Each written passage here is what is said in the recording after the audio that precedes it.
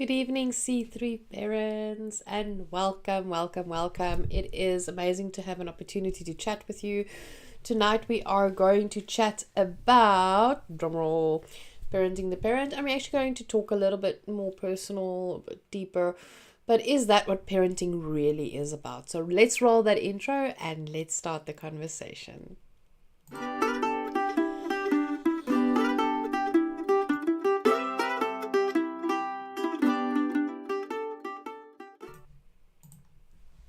Welcome. All right, so let's talk about parenting the parent and how everything fits together. So when we look at the conversation that we're having, what does parenting the parent means? It basically means taking care of the parent's inner child. We parent from what we've learned as a child, as what a parent needs to do, the roles and responsibilities of a parent. And what happens is, because we are now the parent and we are in a position of power, it does not mean that the things that happened in the past, the examples we got, the way that we felt as a child, the powerlessness that we might have felt if our parents had a perspective that children are less than adults, it doesn't take that away. It basically enhances it. It actually puts it under the magnifying glass, under the microscope. So when we talk about parenting the parent, often we talk about triggers and we talk about healing and we talk about breaking generational cycles. And it's all good and well, but we don't really talk about where does it begin? Where does it all fit together? Now, as we grow up, our brain is busy developing, and the way that we interact with the world as a child teaches us the layered nuance of positions of authority, how things should fit together, how to survive in the world, and how to engage with how everything fits together. As you grow older, what will be your roles and responsibilities, how you engage with the world as you grow older. And honestly, one of the things that I personally have struggled with, sorry, I've got a thing here that itches today. How I grew up, I always thought okay, so when I hit the age of 30, I'll be old enough to have an opinion, to exert authority, to be able to take control about things. And then I hit 30 and I'm like, I still don't know what I'm doing. I need an adultier adult. And then I hit 40 and I'm still like trying to figure out if I'm now considered old enough to be able to have an opinion, to be able to influence things, to be able to have my voice heard. And looking back, it is about how, even though the script in my mind of how I was raised was said, the older you get, the more your voice matters, the more I realized I internalized the shushing of the voice as a child. And I've internalized it to such a degree that even though I am an expert in my field, I still question myself. I still wonder, am I good enough? Is what I'm sharing and what I'm saying worthy enough to be taken serious? And that underpins the conversation of tonight. That feeling of, even though I'm older, I still feel like I need an adultier adult to give me approval. And that is exactly what parenting the parent is about. Being able to separate that inner child and turning around to that inner child and telling that inner child that you are worthy. Your voice is important. It needs to be heard. It is okay that you're hurting. It is okay that you know things that adults might find not important. You are enough. And with the knowledge and where you're at, you are enough. And for the child to turn to the adult and say, do you remember the age that I am now, do you remember how it felt? Do you remember how badly my voice needed to be heard? How much I was hurting? How much of my confidence was being eroded away because I was told to be quiet. I was told not to be so loud, not to overreact, not to be everything that I am, not to be so much, that I had to bring everything back. And as an adult, you can go through life, if you don't have kids, if you're child free and you accidentally stumbled upon this parenting video, welcome. We enjoy your feedback.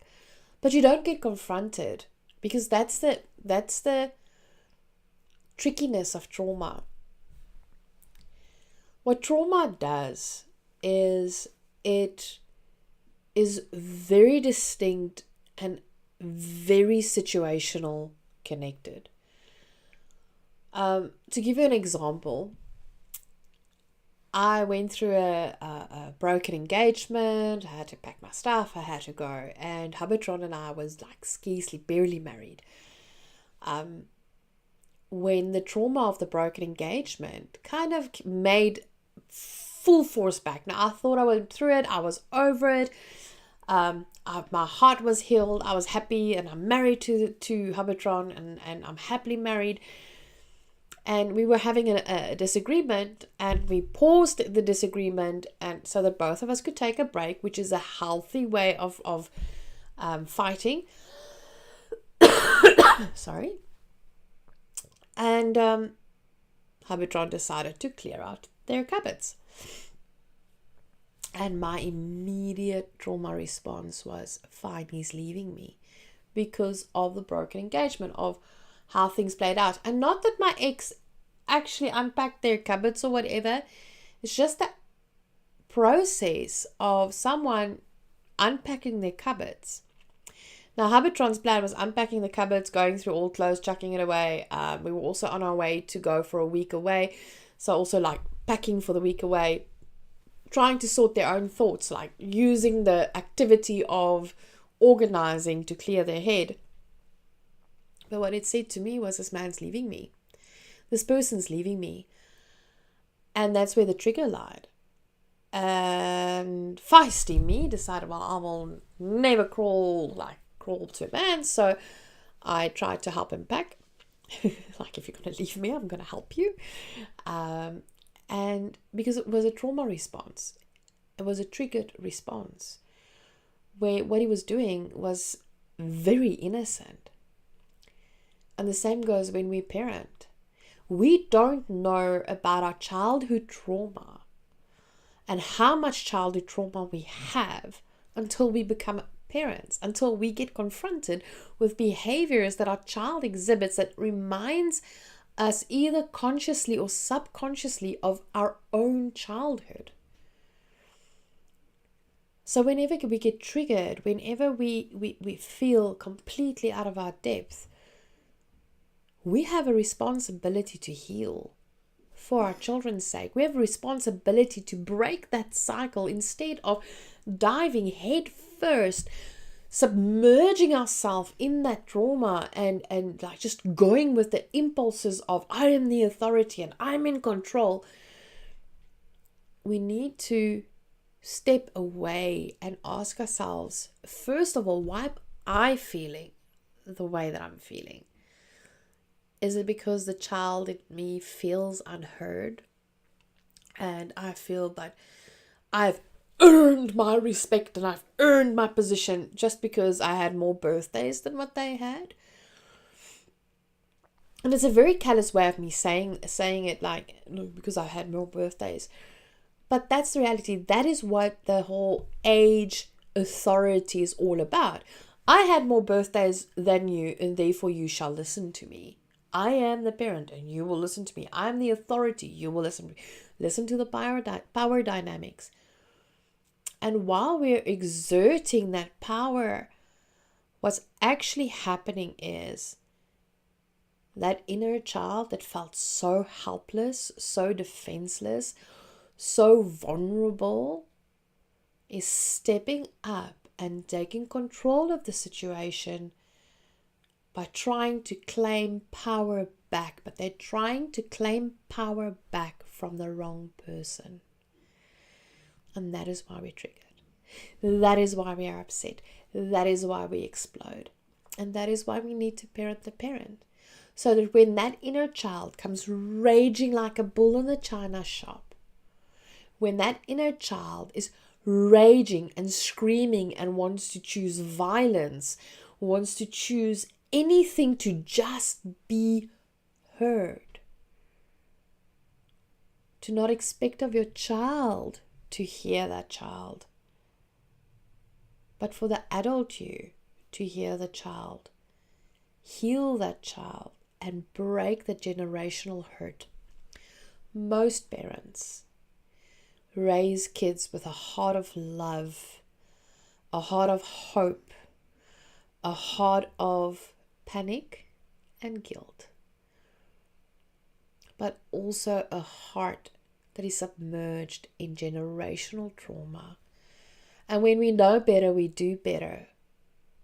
And it's easy to say that now because we are living in a world and in generations where we've got such easy access to proper, diligent parenting information that we can change things. We can break the cycle. But a lot of our parents that raised us did not have access to that. So they were stuck in this whirlwind of trauma that they were raised in, and they were just copying what generations before them did because they did not know better. They did not actively choose to want to hurt or harm or cause trauma or bring the hurt of generations gone by into your life. But you have a choice, and it's not easy. One of the things many parents that I sit and coach, one of the many things we actually have conversations about is, how do I break that cycle? How do I get my child to listen to me? I feel so frustrated. I feel so angry. It feels like all my buttons being pushed. I'm in this world, and I myself find myself at times standing there being caught in all of these emotions and short-circuiting rational brain, like just break it. It's chaos incarnate. And the question is, but then how do I break the cycle when I get stuck in that? And the key is to give yourself a permission that you've never had growing up. Feel, and here's the permission. Feel what you're feeling.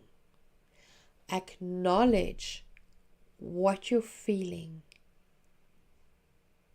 And breathe.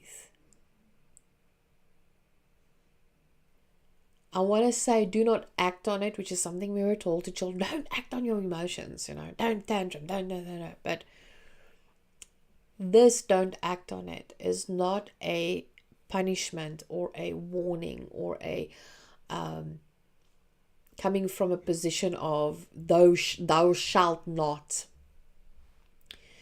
The don't act on it is pause, step back, feel, express your emotions, go and release that emotions. Get help if you really are stuck, but heal. And then step into the conversation with your child. Do not act from a position of emotion when your child brings up your own hurt, your own damage. One of the things that a lot of parents that still struggles with the gentle parenting concept often would reply is, my parents did it and I turned out fine. And you may think that you're fine. But the inability to stop a cycle of hurting someone means that you're not fine. It means that you're still hurting, that little child in you have not healed, and that you're continuing a cycle that harms instead of foster and heals, and that you are, in a sense, hurting without realizing you're hurting. That you've developed a thick skin around the wound, and this scarring has become so normalized in your life that you don't realize that with some work, that scar can become smaller and can be a reminder of that is what happened, but it doesn't have to inform your future.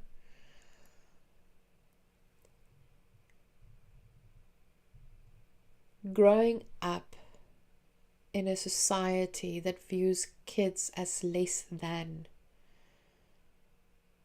continues a cycle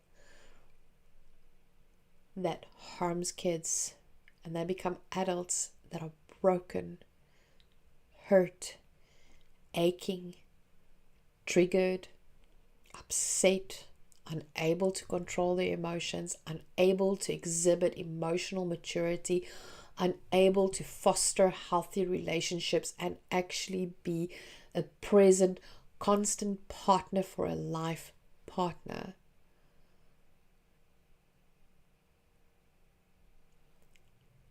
And unable to raise a child to leave the world in a better space than what they've received it.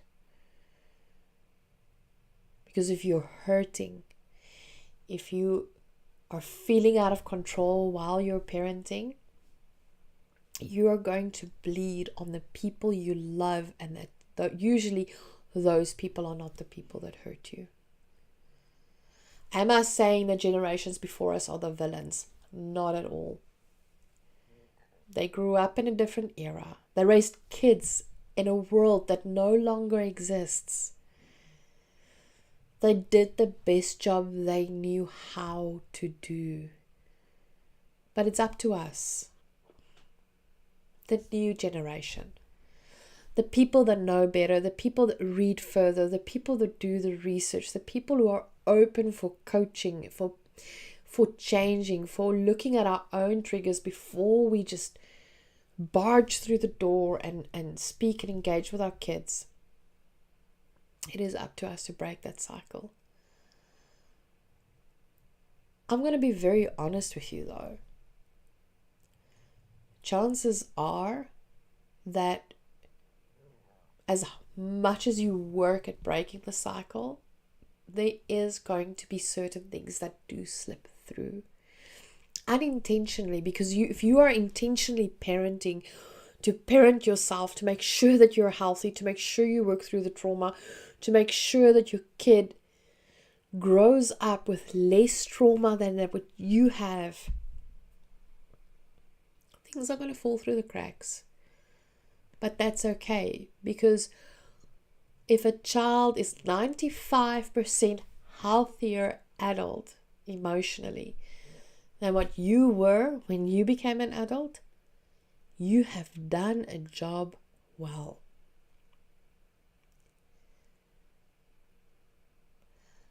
Because the less generational trauma that can filter through, the more cycles you break, the more cycles your child will break, and their children and their children, and that's the forward momentum we've got. You don't have to be perfect, but you have to be perfectly human.